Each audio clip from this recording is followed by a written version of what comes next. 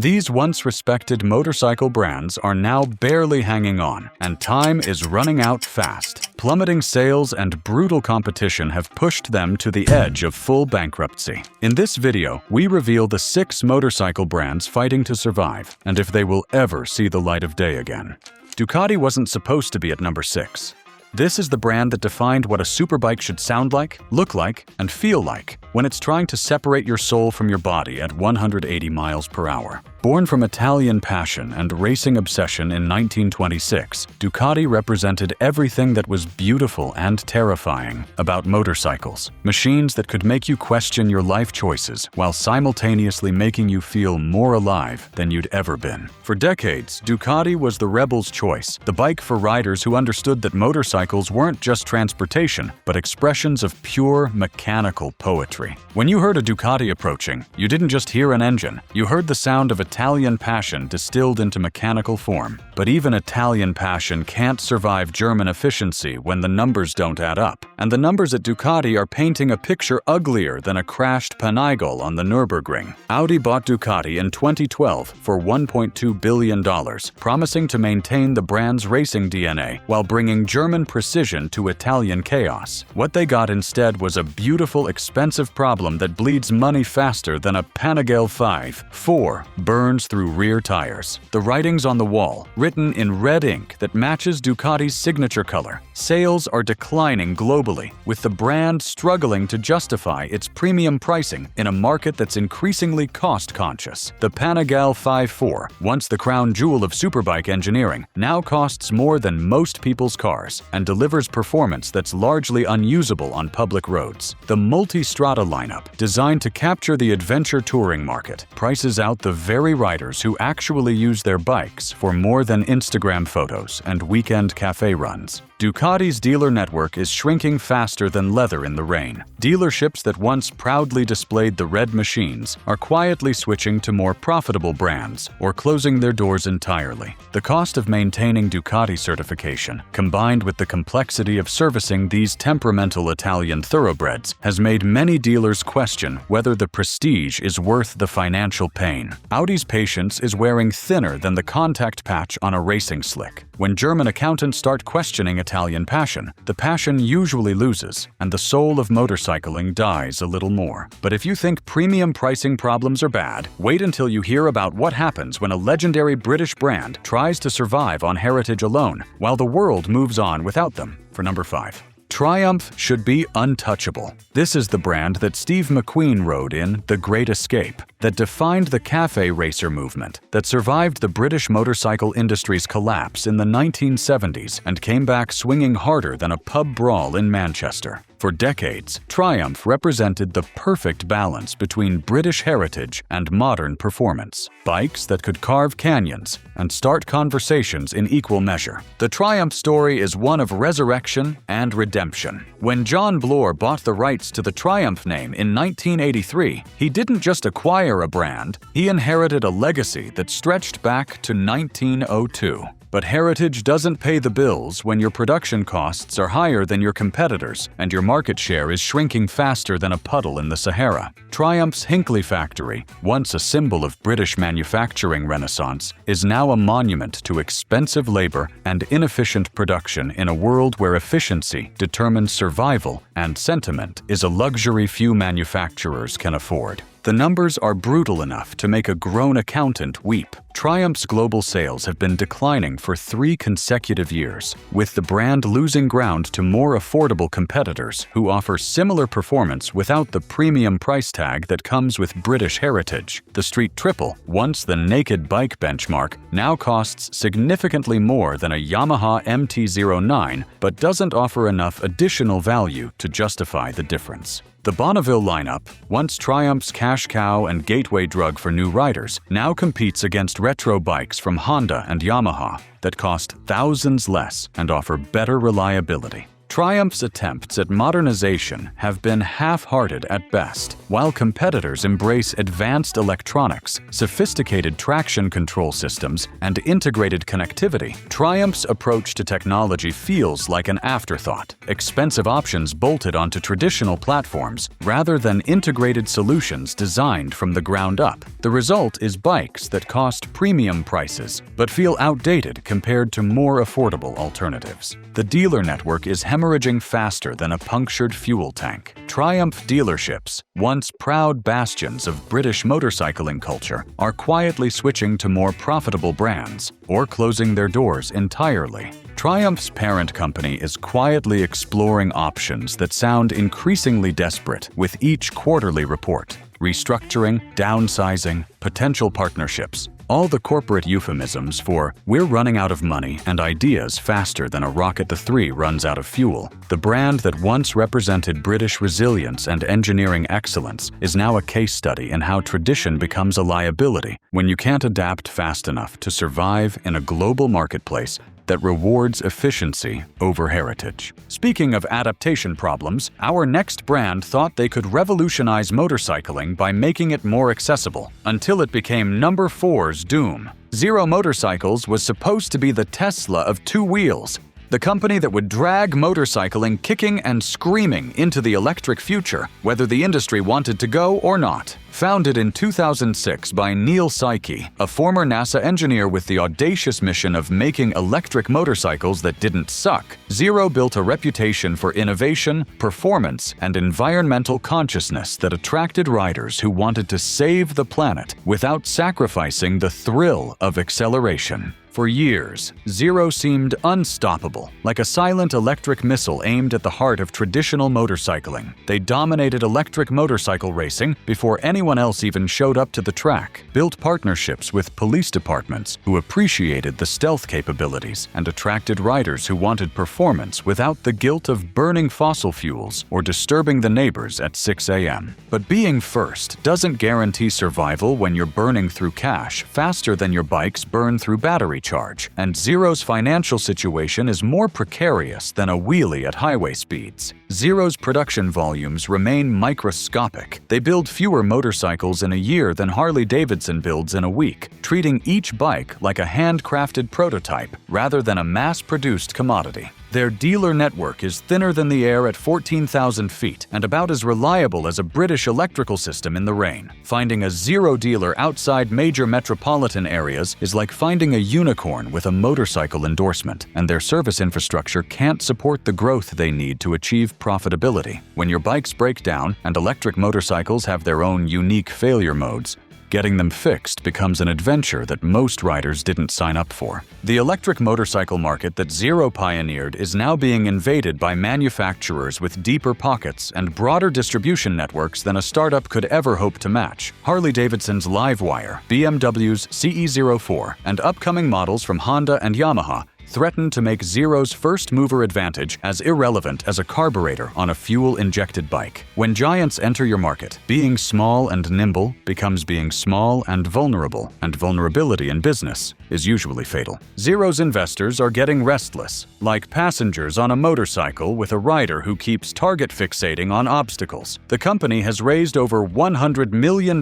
in funding, but still hasn't achieved sustainable profitability, burning through cash while building a customer base that appreciates innovation but isn't large enough to sustain a business. In Silicon Valley terms, they're approaching the pivot or perish moment, where revolution becomes irrelevant if you can't scale fast enough to survive. But if you think electric dreams are fragile, wait until you see what happens when Italian artistry meets financial reality, and reality wins with a knockout punch at number 3. Aprilia represents everything that's simultaneously wonderful and terrible about Italian motorcycles, like a beautiful woman who's also completely insane and expensive to maintain. This is the brand that builds bikes so beautiful they belong in art museums, so fast they redefine what's possible on 2 wheels, and so expensive they require financing plans that outlast most marriages and cost more than most people's college education. Founded in 1945 by Alberto Baggio, Aprilia started started as a bicycle manufacturer before evolving into one of the most successful racing brands in motorcycle history. This wasn't just another Italian motorcycle company. This was a laboratory for speed, a place where engineers pushed the boundaries of what was possible when you combined Italian passion with obsessive attention to detail and unlimited racing budgets. Owned by Piaggio Group, since 2004, Aprilia has been the racing division's crown jewel, the brand that wins MotoGP championships and builds superbikes that make other manufacturers' engineers weep with envy and question their career choices. But winning races doesn't translate to winning profits. When your production costs exceed your revenue and your market share rounds down to statistical noise that wouldn't register on most business charts, Aprilia builds fewer than 15,000 motorcycles annually, treating each bike like a handcrafted masterpiece rather than a mass-produced commodity designed for profit margins and dealer satisfaction. Their approach to manufacturing makes Ferrari look efficient and cost-conscious, which is saying something considering Ferrari's reputation for expensive exclusivity. Every Aprilia is assembled with the kind of attention to detail that would make Swiss watchmakers jealous. But that level of craftsmanship comes with costs that make the bikes financially unsustainable for all but the most dedicated enthusiasts. Piaggio's patience is wearing thin, like tire tread after a track day session. The parent company makes money selling Vespa scooters to tourists and commuters who want reliable transportation, not building exotic superbikes for track day heroes, with more money than sense and more passion than practicality. Aprilia's racing success costs millions in development and marketing, but generates minimal return on investment, creating a beautiful but expensive hobby that shareholders are increasingly unwilling to subsidize. The brand faces an impossible choice that would make Sophie's Choice look simple: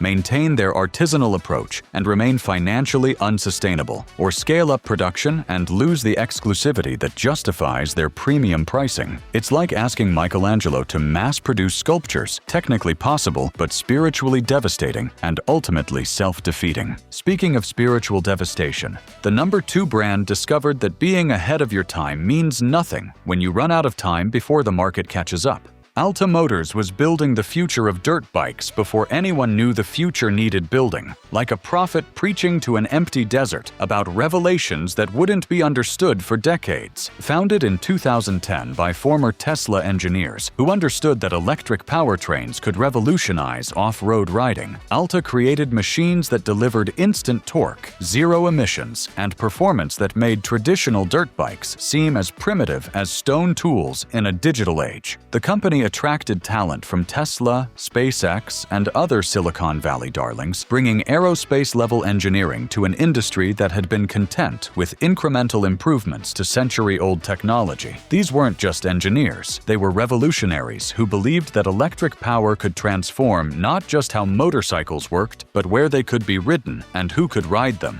Professional racers started winning races on Alta bikes, proving that electric could compete with and beat traditional powertrains in the most demanding conditions imaginable. The technology was genuinely revolutionary. Alta's battery management systems, motor controllers, and chassis integration represented years of development that traditional motorcycle manufacturers couldn't match. But being revolutionary doesn't pay the bills when your production costs exceed your selling price, and your market consists of early adopters who appreciate innovation but can't sustain a business model built on bleeding-edge technology. Alta burned through $17 million in funding while building fewer than 1,000 motorcycles, creating a business model that would make venture capitalists question their life choices and investment strategies. The company's death spiral accelerated when they couldn't secure additional funding from investors who had grown tired of funding the future without seeing present profits. Investors who had believed in the electric future started questioning whether that future would arrive soon enough to justify continued investment in a company that was burning cash faster than a 2-stroke Burns premix. By 2018, Alta had laid off employees who had believed in the vision, stopped production of bikes that represented the future of motorcycling, and began liquidating assets that included some of the most advanced electric motorcycle technology ever developed. The tragedy isn't that Alta Delta failed. Startups fail all the time, and the motorcycle industry is littered with the corpses of companies that couldn't make the transition from vision to viable business. The tragedy is that they built genuinely superior products that the market wasn't ready to support, like showing up to a horse race with a Formula One car, technically superior, but competing in the wrong category. They were 5 years ahead of their time with a bank account that couldn't wait 5 months for profitability. And in business, timing is everything.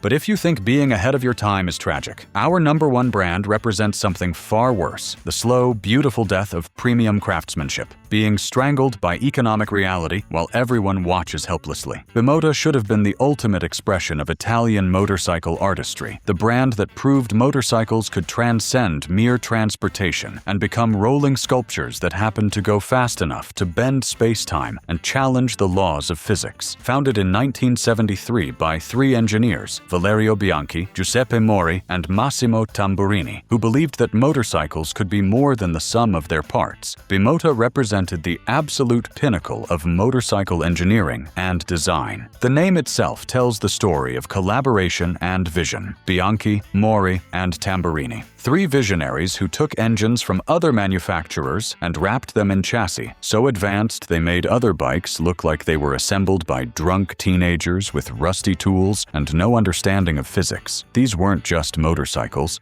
They were statements about what was possible when engineering excellence met artistic vision and unlimited ambition. But building mechanical art doesn't pay the bills when your production numbers are measured in dozens rather than thousands, and your customer base consists of collectors who view motorcycles as investment pieces rather than riding machines. Bimota's business model was beautifully simple and economically insane. Build 50 to 100 motorcycles per year, charge more than most people's houses cost, and hope that exclusivity could sustain a company in an industry increasingly driven by volume and efficiency. The math never worked, like trying to balance a checkbook with poetry instead of numbers. Development costs for each model exceeded the total revenue from sales, creating a business model that would make accountants weep and investors flee. The dealer network was practically non-existent. Finding a Bimota dealer was harder than finding a unicorn with a motorcycle license and mechanical